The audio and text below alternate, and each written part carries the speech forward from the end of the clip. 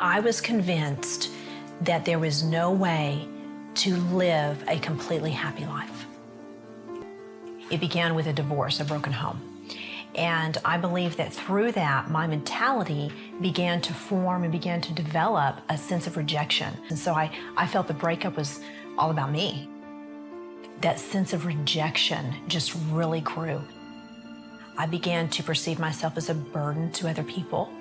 And so I would take little bitty comments that were relatively insignificant. I would make it into a really big deal. Those little seeds in my life, I began meditating on over and over. And as I grew, the rejection began to grow. What is wrong with me? And so I believe that the only answer for me was to end my life. I walked to my mother's room thinking I don't want anyone to see me because I'm so determined to end my life, to end the void, to end the suffering, to end the loneliness, that nothing was going to stop me. I began crying out and I began screaming out to God, God, forgive me. And the gun went off. Well, she's written a book called Delivered. Tamara LaRue is here with us. Hey, it's good to see you. Thank you, Pat. It's a tremendous book. Thank you. That was a 38 Police special. Yes. Your mother had in her drawer. I understand a voice said to you, don't shoot your face. It did, Pat. When I was headed on my mission, I was so determined not to live. And when I held the gun initially, I placed it up to my head. And a voice spoke to me and said, remove that from your head. And I argued with this voice and I said, no, because I am going to complete this mission that I have started with. Yeah. And so all of a sudden I get a vision of what I would look like if I was to some bizarre reason survive that. And then I got a vision of what I would look like, and I felt a compassion for my family. And so I listened to the voice and I removed the gun from my head and I placed it down at my heart. You pointed to your chest. You had it straight going down this way into your heart. I did. I knew where my heart was. And so I took the gun and I aimed it directly for my heart because I was not going to miss. And I wanted that gun to send me into eternity because I was so desperate for my pain and my suffering to end. So you pulled the trigger and there was a loud bang, and then what happened? Pat, when I pulled that trigger, I knew my body was dying. I felt the blood rushing through my lungs. Death gripped my body. I became blind. I became deaf. And as my soul left my body, I began traveling faster than the speed of light. And I began falling and falling and falling. And all of a sudden, this explosion happened on the inside of me. It was as if there was like a sulfuric type acid burn that consumed me in every way. It was so hideous and terrifying. There are no words to describe the level of pain and the type of burn that I was experiencing. What was it? It was hell, Pat. It was what the Bible describes as hell. It was the fire of hell. And when I looked around, not only was I in a place of death, but I now had become death. I was no longer in a place where there was peace. I was in a place of total torment. Were you terrified? I had become fear. Oh, you've become fear. I had become a being of fear. You know, the Bible describes that death is the absence of God. Yeah, yeah. And so in the absence of God, in the absence of anything good, your soul actually transforms into a being of fear, which is the opposite of love. So my being, my person turned into a being of fear, a being of pain, a being in total isolation. There wasn't anybody else around you. Pat, I could look out and I could see thousands, millions of people that were all around me. but I was unable to communicate with them. It was a huge sea of people. Yes, And but- there were many, many chambers that were all around me. And all of the people that were there were in the same formless being, screaming out in agony, in total terror, in a hideous scream. Then there was no end to it, Pat.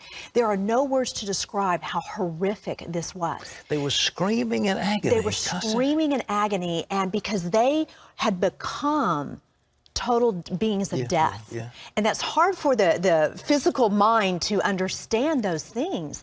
But when I would look at it, I remember looking at an individual particularly, and they were as close to me as you are.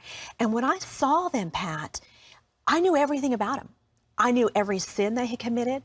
I knew my knowledge about their life was completely full. I knew everything they had done wrong. I knew their thoughts. I knew their emotions. I knew the will. I knew everything I could think upon. My wisdom was in its fullness. It was like a Harvard degree instantly, you know, but it didn't matter.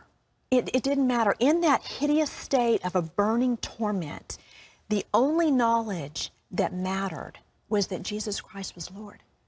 And here I am in this state of agony, indescribable agony, and the only thing that mattered was that I never surrendered to the lordship of Jesus Christ.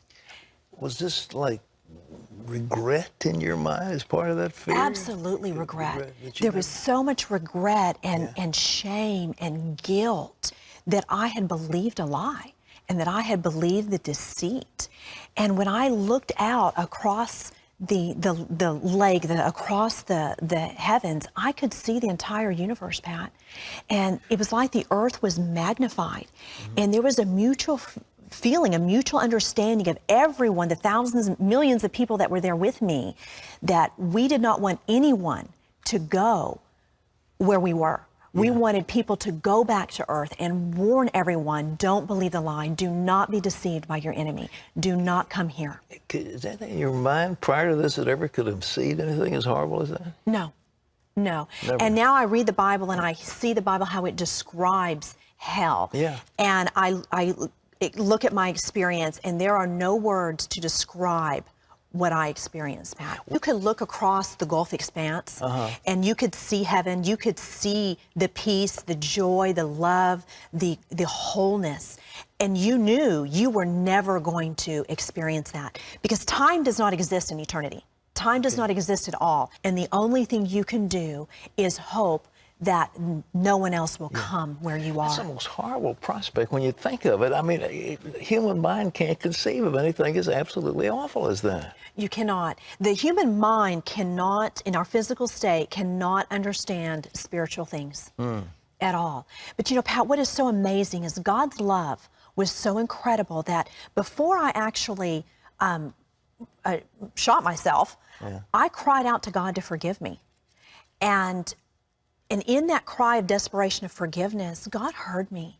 And He is so faithful to His word and to His promise that in my screaming and in my agony and in the revelation of what I experienced, God came down from heaven and this hand scooped me up, Pat, and picked me up. And so when this hand picked me up and took me over the vast expanse, took me over that Gulf fix, and it's huge, but to God it's just like a simple, But that's a what simple Jesus dividing said line. in the parable. There's a great gulf between us fixed. Yes. And there was a great gulf. A great gulf, and it was of nothingness. Yeah. Dark, just nothingness.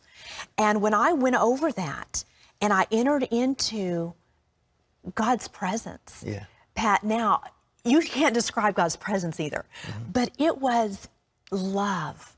And I had now left a place of death and torment and darkness. And now I had entered into a place of love and light.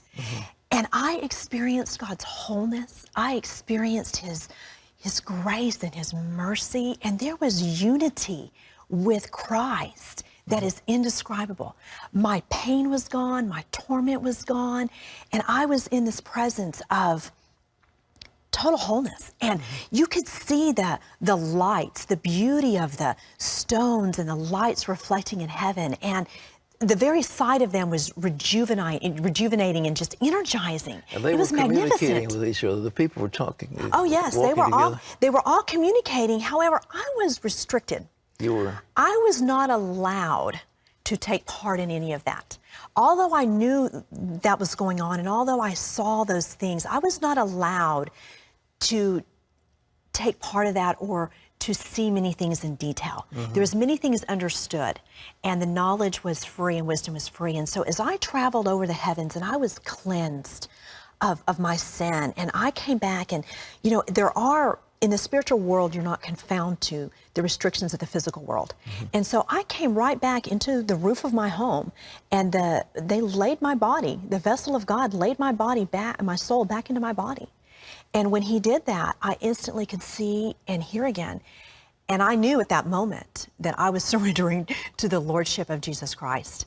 And I knew that whatever I was facing, the stigma of suicide, the stigma of everything that I had to face, was going to be okay. Would you come back in? Was it an operating room? You came back into your home? No, I came back into my home. You did? I came back into my home because when I had gone in there, I was isolated. Nobody knew that I had gone in there alone. So I don't know how long exactly I was out of my body, but when I had come back, that was when I had called for my mother to come and help me, and that was when she called the ambulance. But when the ambulance got there, they even asked my mom, "Are you going to even bother to take her to the emergency room?" Because I was gray. I had the pallor of death on me, and they thought that I was fading into death, but what they didn't realize is I had already been dead and had just come back. And so within a matter of a few hours, Pat, I had gone from, "Are you going to bother to take her to the hospital?" They did their work on me in the emergency room. Then they took me into ICU. And by the time they got me to ICU, they're like, "There's nothing wrong with her." And they put me into a regular room. My recovery was just miraculous. Well, did you hit the heart? I mean, did your bullet hit the heart? I You missed my heart? heart by less than a fourth of an inch. And I understand with a .38 caliber gun that should have just shattered Oh, absolutely. my heart completely. Well, according to your book, the attendants, and when you were lying there, they weren't too complimentary. They were complimentary. They're a little suggestive. It was quite humiliating. Here I was going through a situation that is humiliating in itself. Yeah. You know, being in a state of emotional just despair. To them, it was just work. You know, they were just working. Did they know you were alive and hearing all this? I was very coherent. I mean, they were looking at me for a response. Yeah. And my response was just, you know, I kind of smiled like, "I can't believe you're saying this," you know, but that was part of, God used that, Pat. He works all things for our good. Sure. And he used that to show me, "Tamara, you have got to not be afraid of people. There is only one fear you should have, and that is a reverent fear for me." You know, it's amazing. You know, you hear testimonies of how God just completely delivers you emotionally. That didn't happen with me, Pat. Although when I came back, God healed me of hopelessness. But he did not deliver me emotionally instantaneously. And I began my journey. And on this journey, it has been a wonderful journey. God has begun to teach me how to take the promises of his word and apply them to my mind and apply them to my emotions. So God has, through a process, completely delivered me and made me whole, where I am no longer emotionally distressed or depressed or sad or lonely or rejected. Do other people buy this when you tell them? What's your family, your parents? What do they think? Did you tell them where you'd been?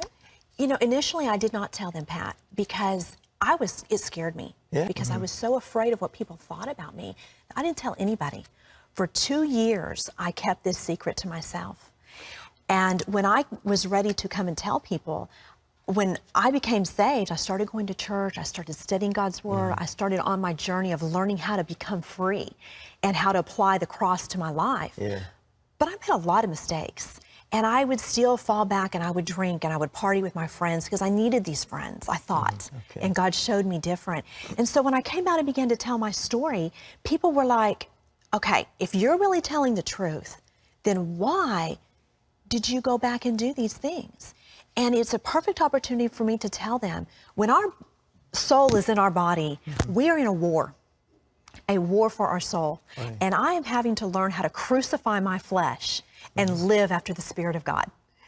And I have gone on that journey. And so now, Pat, people, when I share my testimony, we see people saved and delivered and restored and made whole in that same love that God has given me. I'm seeing Him manifest in the lives of others. And it's just amazing. Tamara, this book is tremendous. Ladies and gentlemen, it's called Delivered. Tamara LaRue, what a story. And that journey from heaven, or hell to heaven, not heaven to hell, hell to heaven. Yes. Tamara, God bless you. This is great. Oh, thank you so much. God has been- We serve a mighty God. We do indeed. And, you know, Pat, I want to say one thing. If you are believing anything other than the gospel of Jesus Christ, you are believing a lie. Because the gospel is the truth. It is the only truth. You cannot add to it, nor can you take away And from the gospel of Jesus. you've been there. And I've been there.